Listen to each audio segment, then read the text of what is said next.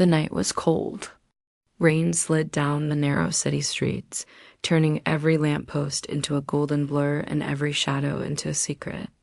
The small Italian cafe at the corner of 7th and Main was just about to close. Chairs were already stacked, lights dimmed, the last few cups clinking in the sink. Elena pushed a stray curl behind her ear and sighed. Another long shift done. Another quiet night. But just as she turned to lock the door, she saw it, a wallet. Black leather, heavy, left on the corner booth. She frowned, picking it up carefully. It wasn't the kind of wallet college students carried. It smelled of expensive leather.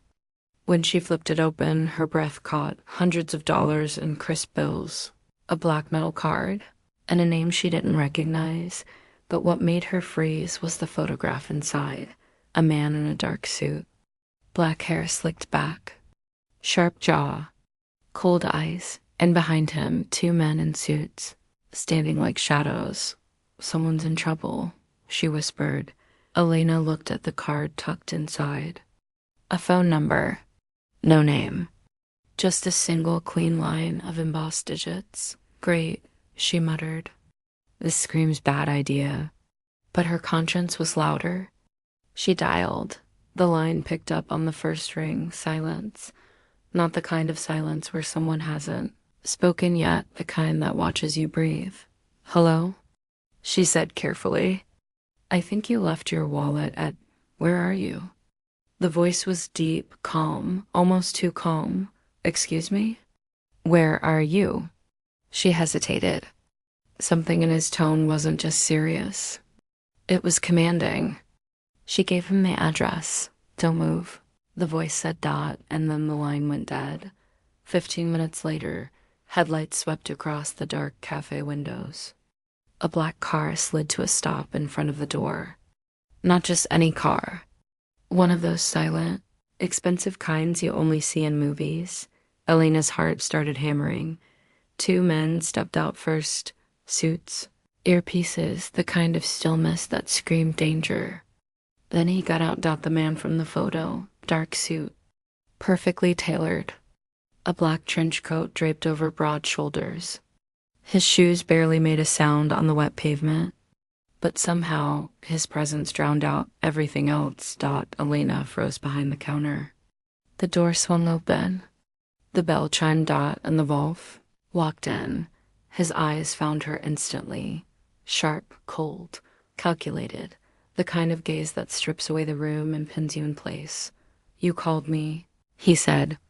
His voice was low, not rough, but too smooth to be safe. She swallowed.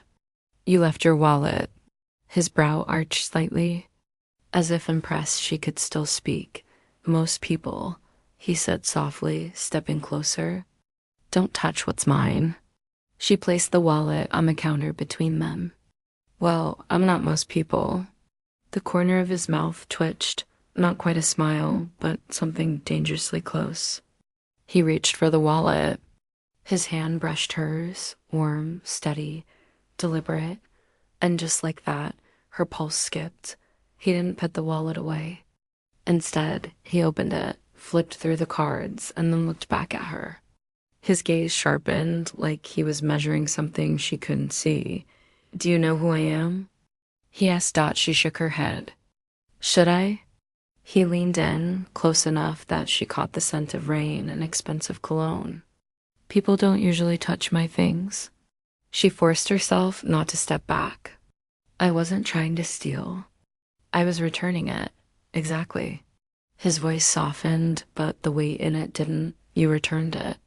Then he did something that made her blood run cold. He smiled. Not the kind of smile that makes people feel safe. The kind that makes people wonder if they just stepped into something they can't escape. It was a test. She blinked. What? He set the wallet back on the counter. I left it here on purpose. Why? To see what kind of person you are. Her heart pounded louder than the rain outside. Why me? Because I've been watching you, he said, so quietly she almost thought she imagined it. Her breath caught. He wasn't joking. You're lying. she whispered. His eyes darkened, almost amused. I don't lie. He slipped a black card across the counter toward her.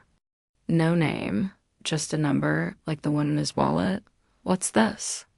You passed. I didn't sign up for any test, she snapped. You didn't have to. His gaze softened just enough to make her chest ache. That's what made it real. She stared at the card, her mind screaming at her to walk away. Then he added, if you call that number, your life will never be the same again. He turned to leave. His guards opened the door. Rain rushed in like the night itself was holding its breath. Wait, she called out? He paused, half in the doorway, half in the shadows. He didn't look back. What's your name? She asked. He glanced at her over his shoulder, and when he said it, it was like a whisper that would live in her bones forever. Dante Moretti. The door closed behind him, thought the rain outside got heavier. Elena stood in the empty cafe, staring at the black card on the counter. Her fingers trembled as she reached for it. She knew, deep down, this was no accident.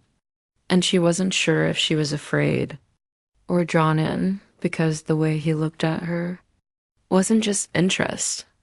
It was claiming, and somewhere, under the storm and the quiet of the night, her life had already changed. The night after she returned his wallet, Elena couldn't sleep. The sound of rain hitting the window kept dragging her back to one moment, the way his hand brushed hers, the way he said it was a test. She didn't want to admit it, but the memory of Dante Moretti's eyes, cold, sharp, and somehow magnetic, had burned itself into her mind like a brand, and sitting on the kitchen counter in the dark was that black card. No name, no logo, just a single number. She told herself not to touch it. She told herself he was dangerous. She told herself it was just a wallet, but by midnight, her fingers were already reaching for it. Her phone screen glowed softly in the dark. She typed the number. This is Elena, from the cafe. She stared at the message for a full minute. Her thumb hovered over send. Then, against her better judgment, she tapped it. 2 seconds later, her phone vibrated. Unknown. I know who you are. She frowned. That was fast, she whispered to herself. Then another message. Unknown. Step outside. Her breath caught. She turned toward the window. Rain was still falling softly, like a secret being whispered to the city.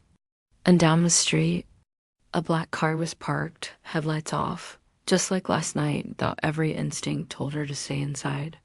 But curiosity, or maybe something far more dangerous, pulled her toward the door.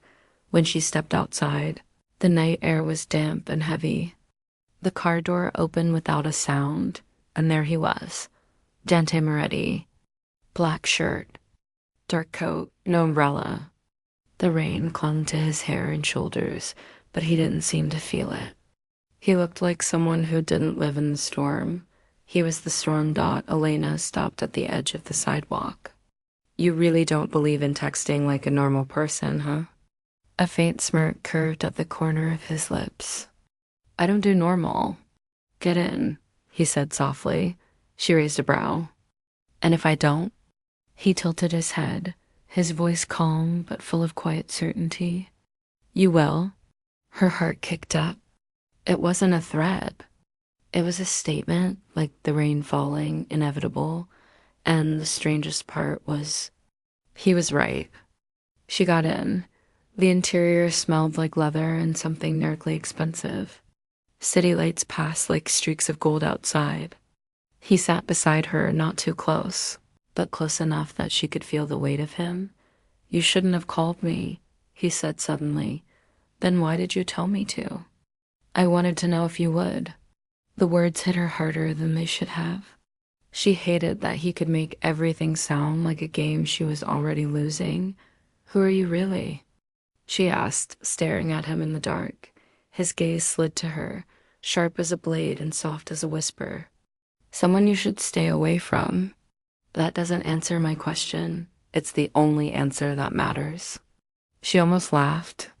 You're very good at making people feel unsafe in expensive cars. Dante leaned closer, his voice a low murmur against the rain on the windows.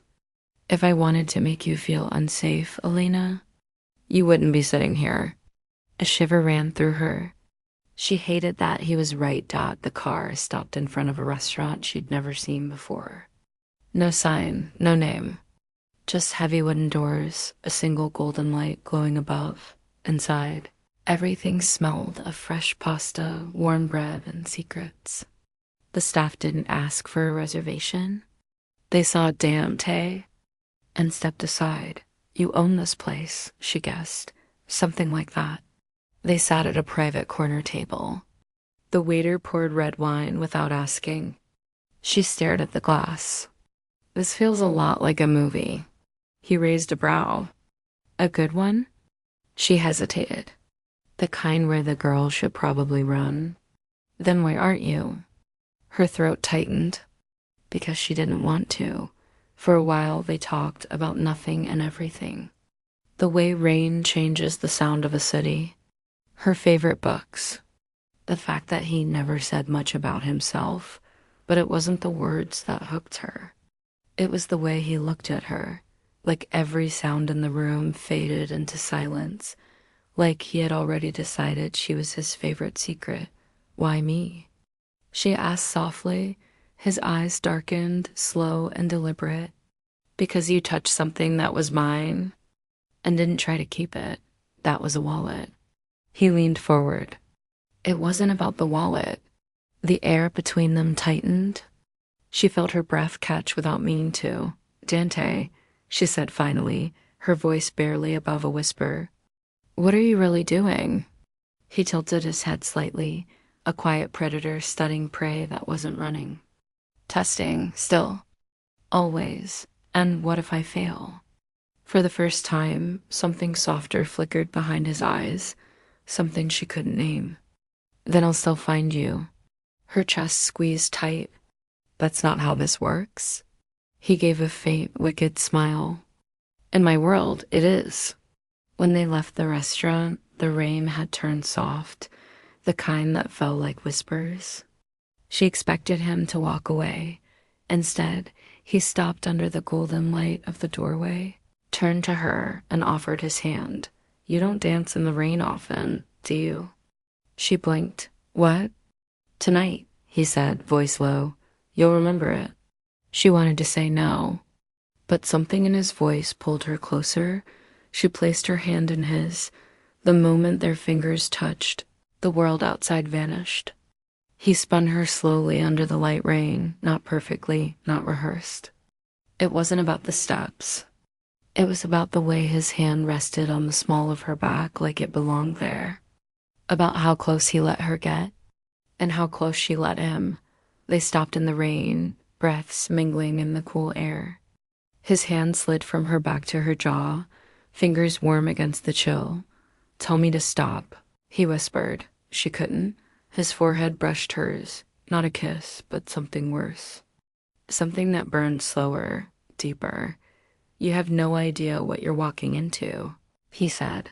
I know, she breathed, and she didn't move away when the black car dropped her home. She still felt the heat of his touch, the weight of his stare, and the pull of a world she didn't belong to. But on her doorstep, tucked under the mat, was another black card. This one wasn't blank. 2 words were written in neat gold ink. Next time. She knew then, whatever this was, it wasn't over. And maybe she didn't want it to be. The black card burned like a secret in her pocket all day. Elena tried to focus on her shift, on customers and coffee cups, but nothing worked. Every sound in the cafe felt like an echo of his voice, smooth, low, dangerous dot by the time night fell. Her pulse had already made the choice. Her mind was too scared to. She walked out of work with the card still warm against her palm. This time, when she texted him, there was no delay. Dante, I've been waiting. She didn't know whether that made her nervous or excited. The same black car was parked outside. This time, it wasn't silent and watching. It was waiting for her, When the door opened, Dante was already inside. No suit tonight. Just a black shirt, sleeves rolled to the elbows, tattoos creeping across his forearms like smoke. His hair was slightly damp, like he'd just stepped out into the storm and didn't care. She froze at the curb. "You're early," he said softly. She forced a smile. "I don't like being kept waiting." His lips curved just enough to make her heart stutter. "Neither do I." She slid into the car. It moved before the door fully closed. They didn't talk for the first few minutes. The city lights blurred outside, melting gold and black together. Elena tried not to stare at him, but it was impossible. He had a way of existing that made everything else in the world fade into background noise. "You shouldn't have come," Dante said finally. She turned to him. "Then why did you tell me to?" He tilted his head slightly, a predator playing with its prey. "Because I wanted to see if you would. And if I didn't, then I'd still have found you." Her breath caught. "That's not romantic." "No," he said, voice smooth and dangerous. "It's real." The car finally stopped at the edge of the city, a part she'd never seen before. A massive building stood against the night sky. No signs. No name. Just steel and shadows. "This doesn't look like dinner," she whispered. His smirk deepened. "It's not." Two men in black suits opened the gates. Inside, the warehouse wasn't filled with boxes or machines. It was filled with people. Dante's people. Every pair of eyes turned when he walked in. No one spoke. No one dared. The weight of his world hit her all at once. It wasn't just dangerous. It was absolute. "This is my world," Dante said, walking ahead of her with the kind of quiet control that didn't need guards. "It's not pretty. It's not safe. And it doesn't forgive mistakes." She followed him, heartbeat thundering. "Why show me this?" He stopped, turned, looked at her like she was the only thing in the room. "Because I wanted to see if you'd run." She swallowed. "And if I do?" He stepped closer, his voice low enough to make the air between them tighten. "Then I'll let you." For a second, she almost believed him. But his eyes told a different story. Wolves don't let go of what they claim. He walked her past long rows of tables where men discussed in hushed Italian. Deals written in glances instead of ink. A safe in the corner bigger than her apartment. Everyone around him moved with precision. No one touched him. No one dared. Dante didn't just own the room. He was the room. "You don't scare them," she whispered. He looked down at her, his expression unreadable. "I don't need to." They stopped at a balcony overlooking the entire warehouse. From there, she could see everything. The men, the power, the silent danger threading through the air, Dot and him. Standing in front of it all like a king carved from darkness. "You shouldn't be here," he said again. "Then why am I?" His jaw clenched. "Because I wanted you to be." For a moment, they just stared at each other. Her heart was pounding against her ribs. His gaze was fire and smoke all at once. "Dante." She whispered. Dot. He took a step closer. His hand brushed a strand of wet hair from her cheek. A spark. A pull. A line that shouldn't exist. But did. "You don't understand what it means," he said quietly, voice rougher than usual. "Once someone steps into this world, they don't walk out the same." Her lips parted. "Then why bring me here?" "Because you already changed something I thought couldn't be changed." She didn't know if it was the way he said it or the way his hand lingered on her face, but her chest felt too tight. Too alive. His fingers slid from her cheek down to her jaw, his thumb resting against the corner of her mouth. The room below faded, voices blurred. Footsteps vanished. She could feel his heartbeat when he leaned closer. Steady, heavy, dangerous. "You have one chance to walk away," he whispered. "Before I stop giving you one." She didn't move. Couldn't. His forehead brushed hers, a breath apart from a kiss. But it wasn't just desire. It was claiming without saying the word. She should have run. She should have walked out and never looked back. But instead, Elena's fingers curled into the front of his shirt, holding him there like he was the storm and she was finally tired of hiding from the rain. Then don't give me a choice, she whispered back. For the first time, Dante's mask cracked. Just a little. Just enough for her to see the fire behind the steel.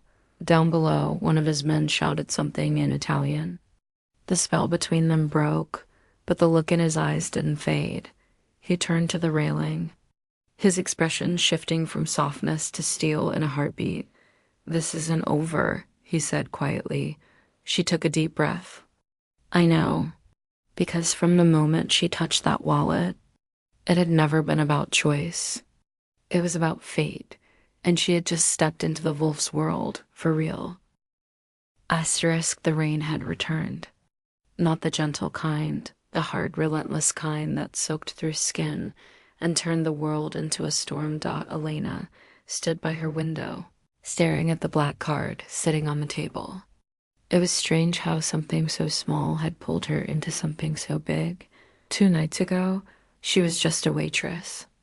Now, every time she closed her eyes, she saw him, the way Dante looked at her like she was both a secret and a sin. The way the warehouse trembled under his command. The way his voice turned soft only when he spoke to her. And though she didn't want to admit it, that world had already started to swallow her whole. She turned off the lights and pulled her curtains. But just as she did, movement outside caught her eye. A black sedan. Parked too long. Headlights off. Windows tinted. Her pulse jumped. This wasn't Dante's car. She'd memorized his smooth, expensive, unmistakable. The storm outside roared louder, but somehow the silence felt heavier. She grabbed her phone and typed a message. "Elena, someone's outside." 2 seconds later, her screen lit up. "Dante, don't move." The world froze. 15 minutes. That's all it took. 15 minutes for the black sedan to disappear. And for Dante's car to slide in like a shadow. He stepped out first. Dark coat, hair damp from the storm. Jaw set like carved stone. When his eyes met hers through the rain, everything inside her chest clenched tight. Not because she was afraid, but because she WS and single quotes T. He reached her door in 4 strides. No words. Just the weight of him filling the room as he entered. "Pack a bag," he said. Her throat tightened. "What? They followed you?" She blinked. "Who?" "Mikhail's men." His voice was calm, controlled, deadly. "They want what's mine." "Mikhail," she repeated. Dante's jaw flexed. "He's not your problem. You brought me into this world." "So yeah," she shot back, pulse racing. "He is my problem now." For the first time, his mask cracked. Just a flicker, a flash of something dark and protective. "He was my enemy long before you walked into that cafe," Dante said quietly. "But now he thinks he can use you." Her breath caught. "Use me how?" Dante stepped closer, lowering his voice. "To get to me." He didn't give her time to argue. Minutes later, she was in his car again. But this time, the city didn't look golden and soft. It looked sharp. Every turn felt like it was being watched. They drove out of the city, far past the lights, the noise, the familiar. The storm grew wilder the farther they went. The car stopped in front of a secluded house hidden behind tall iron gates and thick trees. No neighbors. No streetlights. Just silence and shadows. "This is one of my safe houses," Dante said as he opened the door for her. "No one finds it." His tone wasn't asking. It was final. Inside. The house smelled of cedar and rain. The fireplace flickered softly, but the tension between them burned hotter than the flames. "You shouldn't be here," he said again. She spun to face him. "You keep saying that? Then why do you keep bringing me closer?" His jaw tightened. He took a slow step toward her. Because no one touches what's mine. Her pulse skipped. I'm not yours. He stopped just inches from her. His voice dropped, low and rough. Then why are you here, Elena? She opened her mouth, but no answer came, because the truth was burning right there. In the space between their bodies, the sound shattered the moment. A single sharp crack. Glass exploded near the window. Elena screamed and ducked. Dante's arm wrapped around her instantly, pulling her down against his chest.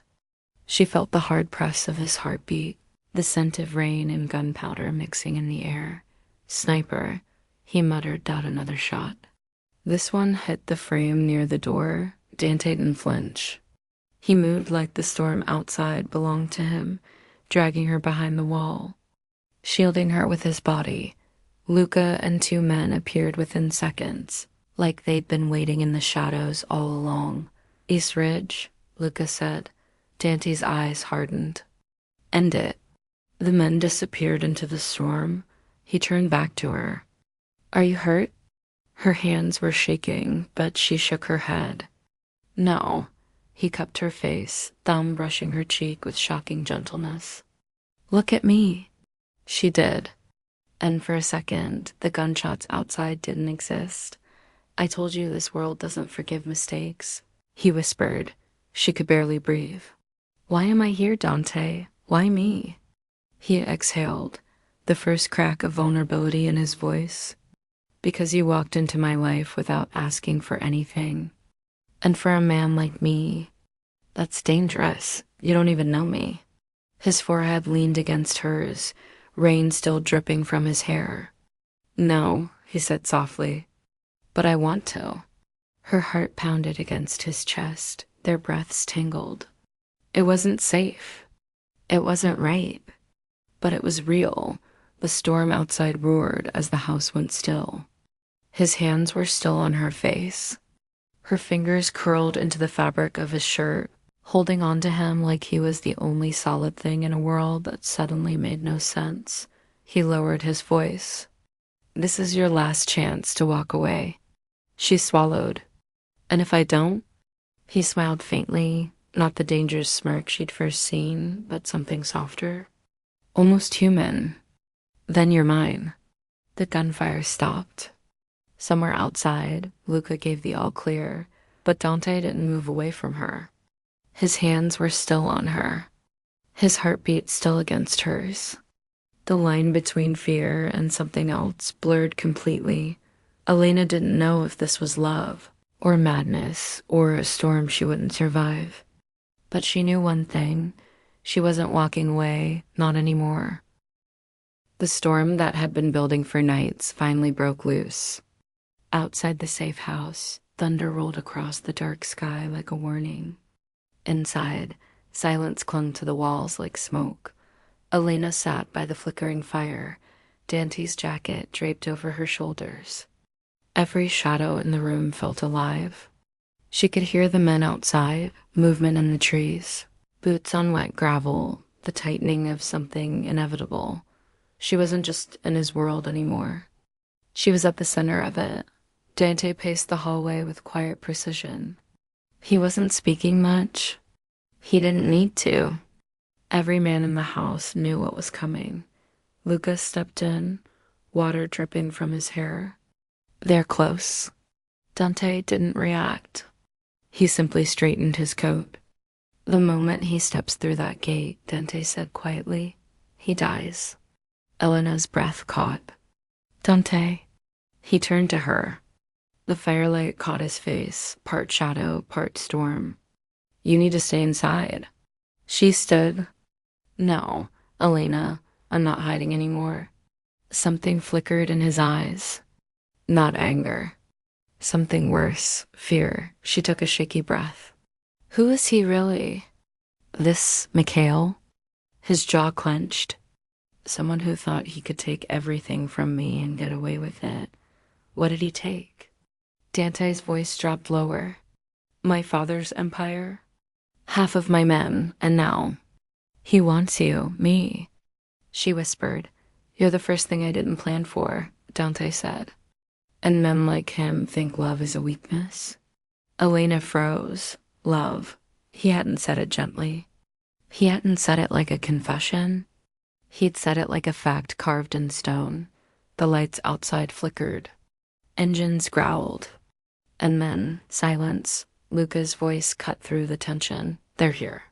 Dante stepped toward the door, his movement slow, controlled, lethal. He reached for his gun, the weight of it sitting like a promise in his hand. But before stepping outside, he turned to her. His voice was quiet. Whatever happens tonight, Elena, remember I tried to keep you out of it. Her heart pounded, and I walked in anyway. For the first time, his smile wasn't dangerous. It was real. Yeah, he whispered. You did. Rain poured down as the iron gate swung open. Mikhail stepped through the darkness like a ghost draped in violence. Black coat, cold smile, a line of men behind him. You always did love dramatic weather, Mikhail called out, his voice smooth like a blade. Dante walked forward, every inch the wolf. Let's end it. You're weaker than you used to be, Mikhail taunted. She made you soft. Dante didn't flinch. No, she made me dangerous. The air between them vibrated like stretched glass. Mikhail moved first. A single flash. A gunshot cracked the night open. Dante moved faster. The bullet missed him by an inch, hitting the side of the house. Within seconds, chaos erupted. Men shouting, gunfire splitting the storm. Mud splashing beneath running boots. Luca and Dante's men returned fire. The forest became a war zone, but Dante wasn't watching anyone else. His eyes locked on Mikhail, the man who'd started it all. Dante stalked through the rain, bullets cutting the air around him. Every step was precise, controlled, deadly. Mikhail laughed. She'd never stay with a man like you? Dante's jaw tightened.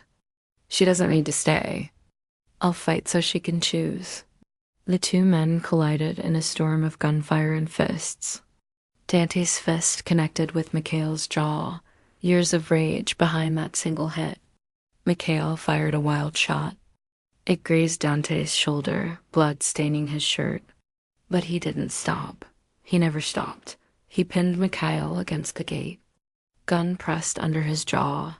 Inside the house, Elena heard everything. The shots, the shouting, the storm swallowing the night. Her hands shook against the window frame. She should have stayed inside. But she didn't. She ran. The cold rain soaked through her instantly, but all she could see was Dante, bleeding, holding Mikhail down like the storm itself had taken human form. Dante? She screamed out. He turned, just for a second. Just enough for Mikhail to twist free, shoving him hard. A gun clattered on the ground. Mikhail lunged for it. Elena didn't think. She moved. She kicked the gun away hard, sending it spinning across the wet grass. Dante was on him before he could react. One swift motion. One final shot. Mikhail fell. The rain swallowed the sound. For a long second, there was nothing but the storm, pounding against the ground, against their skin, against the night itself. Then Dante dropped to his knees, blood mixing with rainwater, his breath ragged. Elena rushed to him, kneeling in the mud, hands cupping his face. You're hurt. His hand covered hers, warm despite the storm. I've been hurt before. Her heart broke and melted all at once. You idiot, she whispered, her voice shaking. You could have died. His eyes softened, storm breaking into something real. If it meant you'd live, I would. She shook her head, tears mixing with the rain. Don't say that. Then stay, he said, voice low, raw. Stay, and I'll give up every gun, every fight, everything that built me. I don't need an empire if I can have you. Her breath caught. Dante. He leaned his forehead against hers, his voice just a whisper between the rain. You walked into my life when I wasn't looking, and now you're my entire war. The rain slowed to a whisper. Luca's men dragged away what was left of Mikhail's army. The world grew quiet again. Dante stood, blood still on his shirt, eyes still fierce, but when he looked at her, there was nothing dangerous in them anymore. Only her. She took a slow step closer, her hand sliding around his neck, pulling him down to her. Her voice trembled against his ear. "I'm not going anywhere." His hands found her waist, holding her like the storm might try to take her away, and under the fading rain, with the world still trembling around them, he whispered the one word that had burned between them from the start, mine. And this time, she whispered it back.